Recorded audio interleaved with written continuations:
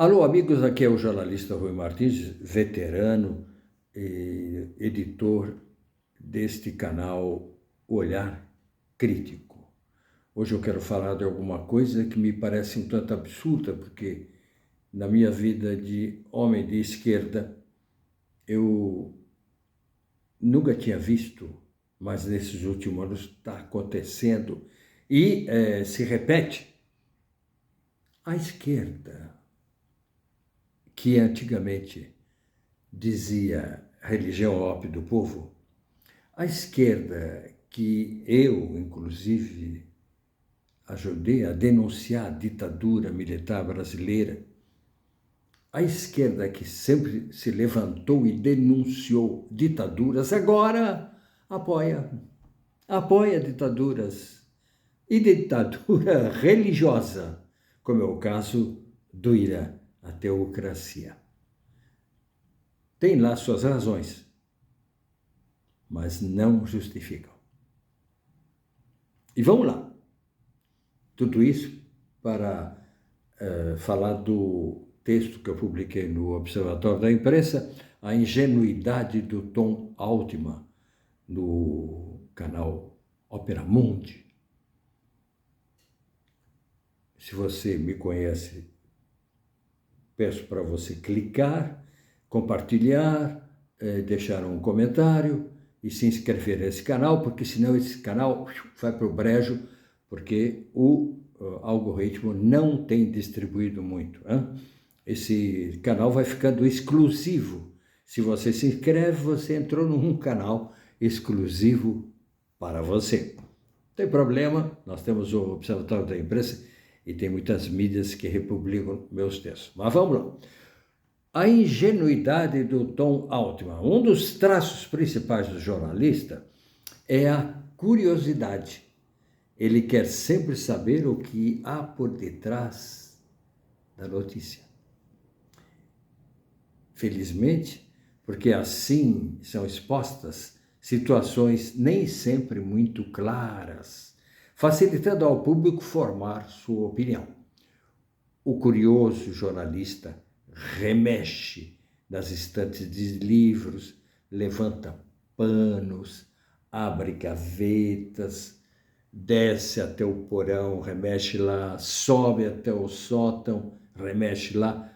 Ou, mais moderno, vai ao Google, aciona a inteligência artificial até encontrar a ponta de alguma coisa que lhe intriga, por mera curiosidade.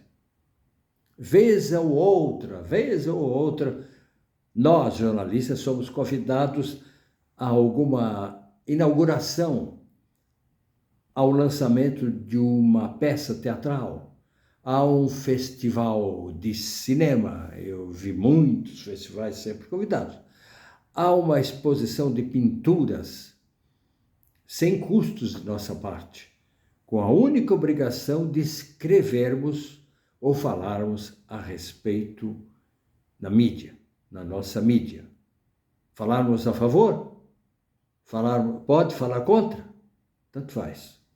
Nesses casos, o objetivo do convite é que nós falemos a respeito, com elogios, mas também com críticas, sentando o pau, tanto faz.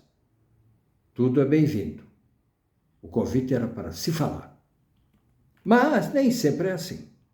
Quando envolve um investimento, uma atração ou o lançamento de um investimento turístico, espera-se do jornalista convidado um certo envolvimento, né? Ele vai descrever, mostrar que é bacana, aceita o convite quem quer, né? Porém, o convite pode estar inserido numa campanha publicitária a ser lançada pelo jornal, pela TV, pelo canal. E, nesse caso, o jornalista obedece ao editor. Entretanto, quando o convite envolve um país com interesse político na informação,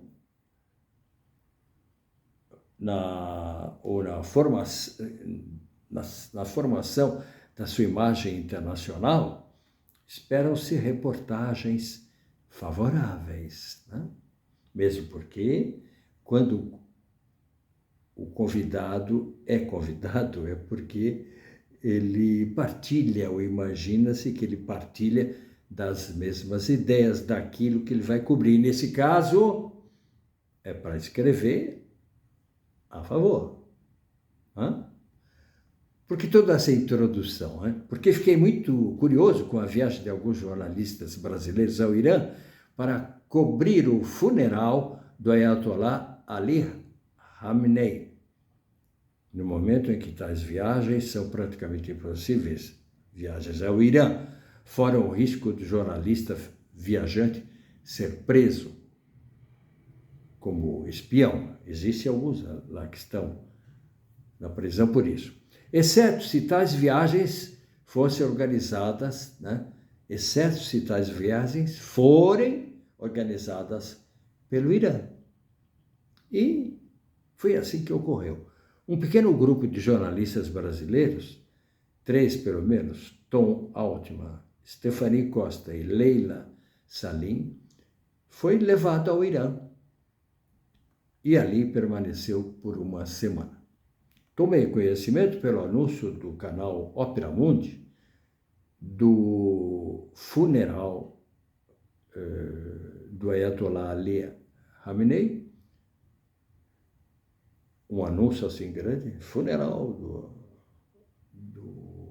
de Ali Khamenei, com Breno Altman entrevistando Tom Altman, de volta de sua viagem ao Irã. Como o jovem Tom não contou quem organizou a viagem, e nem Breno perguntou, fiquei sabendo dei uma procurada, né? Me intriguei, né? Fiquei curioso, falei, de onde saiu isso? E fiquei sabendo ter sido o portal A Ressala, ativo no Instagram, dedicado a cobrir temas de política, economia, sociedade e cultura para as comunidades islâmicas no Brasil, com foco no Líbano e geopolítica do Oriente Médio. Faz parte do Centro Islâmico no Brasil, com sede em São Paulo. Curioso ouvir o longo relato da viagem do jovem Tom Altman, 7 dias, sobre o Irã, me chamando a atenção seu entusiasmo pelos iranianos. Todos nacionalistas, unidos contra o agressor norte-americano. E afirmando haver mesmo iranianos da diáspora que estão retornando ao país, ao Irã, para participar de uma resistência. Tom desmente ter havido qualquer tipo de pressão sobre a população iraniana para ir ao enterro do Ayatollah e acompanhar seu trajeto. Vocês viram as fotos ou vídeos na televisão desse grande funeral. Para ele, 90% da população iraniana é devota, é religiosa, é islâmica. Estava no enterro por religiosidade, sem serem obrigados a isso. Havia, assim, ódio e raiva contra os Estados Unidos e Israel. E cartazes diziam vamos matar o Trump e o Netanyahu, carregados inclusive por crianças. É um povo sem medo, dizia Tom lá na sua reportagem, no seu vídeo, não, na sua entrevista para o Breno. Bem politizados. Querem primeiro defender o país contra o invasor, contra quem ameaça, para depois resolver seus problemas internos. Para Tom, as faculdades iranianas são muito boas e 60% dos alunos são mulheres. Hoje eu vi num debate lá no Jornal da Tarde a mesma coisa falada pelo Luiz Nassif do GNN. As mulheres são 60% das universidades, para provar que isso é muito bom. Mas, no caso do Tom, eu acho um tanto apressada uma conclusão dessas para quem ficou apenas 7 dias. Teria que saber se o material das universidades é muito bom, E o fato de 60% das mulheres serem alunas não significa que elas são livres, né? Porque o que eu tenho como informação é que as mulheres não têm paridade com os homens. Isso aí nem no Brasil acontece. No Brasil, a mulher e o homem são iguais. Ele também afirma que as pessoas vivem bem. Em 7 dias dá para ver isso, bom, tudo ok. E que poucos pobres e poucos ricos, a maioria classe média. Ele não falou que o Irã é o céu, nem o paraíso, mas um pouquinho, quem sabe, hein? As pessoas se deixam levar facilmente, né? O Irã, segundo Tom, vive uma vida normalizada. Ele acha haver no Irã uma democracia evidente. Evidente. Tem eleições e tal, mesmo se o Ayatollah tem a última palavra nessas eleições. Para Tom, ninguém tem medo da guarda revolucionária. Só aqueles que se manifestaram, que levaram tiro. Nacionalistas estão lá para defender o país. Nem que a população seja sacrificada. O islamismo, ele diz, é uma religião revolucionária. Michel Foucault, Sartre também acreditavam isso e os comunistas foram todos eliminados. O Irã é um país bom de se viver. Como é que eles sabem? Em 7 dias, que maravilha. Não tem ninguém pedindo dinheiro nas ruas. Bom, quer saber, por que não tem? O Tarcísio de Freitas talvez faça coisa parecida assim também. Tem lugares que quem se meter a dormir na rua ou pedir dinheiro desaparece ou vai para a prisão. Ele nega que tenha havido tantos assassinatos nas recentes manifestações contra o governo. Eles se manifestam, os iranianos, diz ele, mas não para derrubar o governo. Tom mostra ingenuidade ao aceitar as explicações do governo iraniano e recusa ter havido mais de 1.000 mortos na repressão da Guarda Revolucionária aos manifestantes. Existem informações de que isso foram dezenas de milhares de mortos. Né? Nem havia controle, ele diz, que fez 300,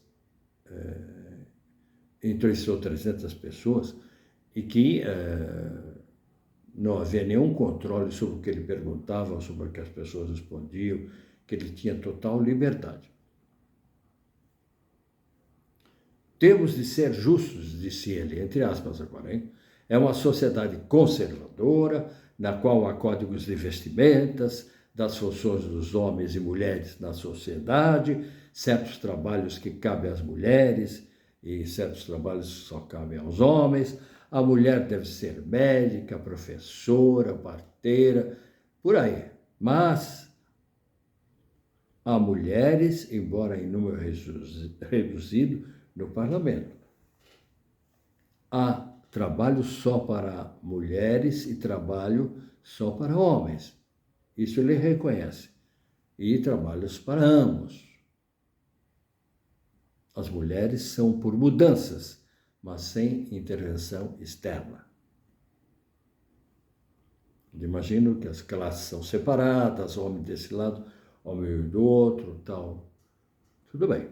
E vai por aí. Depois de mais de 1 hora, acabei frustrado. Fiquei ouvindo. O Breno que me desculpa, eu ouvi 1 hora. Ouvi tudo. Me tomou um tempo, me atrasou. Eu fui dormir mais de meia-noite por causa desse negócio, para ouvir tudo. Mas fiquei frustrado, vocês me desculpem, você me desculpa, Tom, por não ter ouvido nada sobre os grandes problemas da ditadura. 7 dias é muito pouco, você não devia ter aceitado. Deveria ter dito, me dá 14 dias. 7 dias para ver o que vocês querem e 7 dias e que eu vejo lá no Observatório da Imprensa as críticas que o Rui fez e eu vou querer tirar a claro. Por exemplo, o problema da ditadura teocrática iraniana, a violência contra as manifestações do movimento feminino Mulher, Vida e Liberdade, pela paridade e igualdade com os homens e por mais liberdade dentro da família. As operações que os homossexuais ou os trans têm que fazer para não serem enforcados, hein? Operações que são consideradas absurdas e verdadeiros atos de tortura, hein? Que são feitas por os homossexuais que não querem sofrer a lei dura, hein?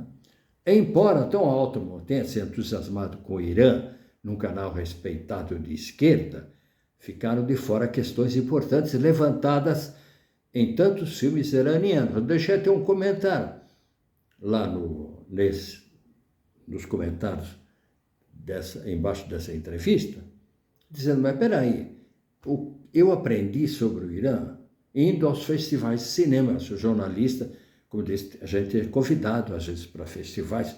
Fui convidado no Festival de Locarno, Festival Cannes, Festival de Berlim, e vi muitos filmes iranianos.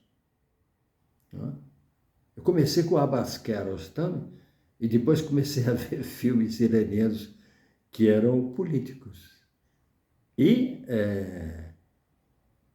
filmes do Jafar Panahi, do Mohammad Rasulov, com o qual eu tive até um encontro e cumprimentei. Ele fugiu do Irã para não ser preso. Do Mehdi Mahmoudyan, Mustafa Al-Hamad e outros. Eu aprendi com eles o quê?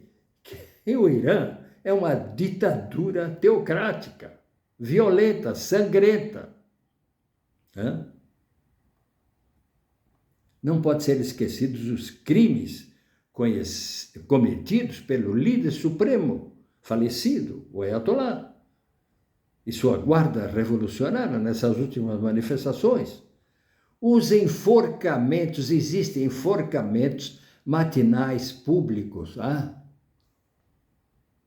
todos os dias, desse pessoal que manifestou, estão matando ainda, porque ficou uma fila. Julgamentos sumários. Você participou dizem mesmo que eles iam matar nos hospitais. Isso é o que eu li. Então, os enforcamentos matinais de jovens, uma tristeza. Gente de 18 anos, 20 anos, 21 anos sendo enforcados por terem dito que estavam contra o governo. Que beleza! Essa teocracia, né? Ninguém, Tom, você não falou nada sobre a morte da jovem Amina Mazi por não ter colocado direito o véu cobrindo os cabelos. Agora, parece que não é tão exigente a lei iraniana, mas aconteceu isso. Precisaria haver justificativas, precisaria haver uma explicação. E também existe a prisão da Narges Mohammadi, que foi prêmio Nobel em 2023, por ter lutado pelos direitos humanos no Irã e por ter denunciado a operação contra as mulheres no Irã. Ela está presa. Outro dia ela teve que ser transferida para um hospital. Não sei se ela está no hospital ainda, mas ela está presa. Teve uma nova condenação. E são verdadeiras, me desculpe, as denúncias de recentes massacres em diversas cidades iranianas, contra os manifestantes, depois das manifestações recentes. sobre a situação econômica no Irã.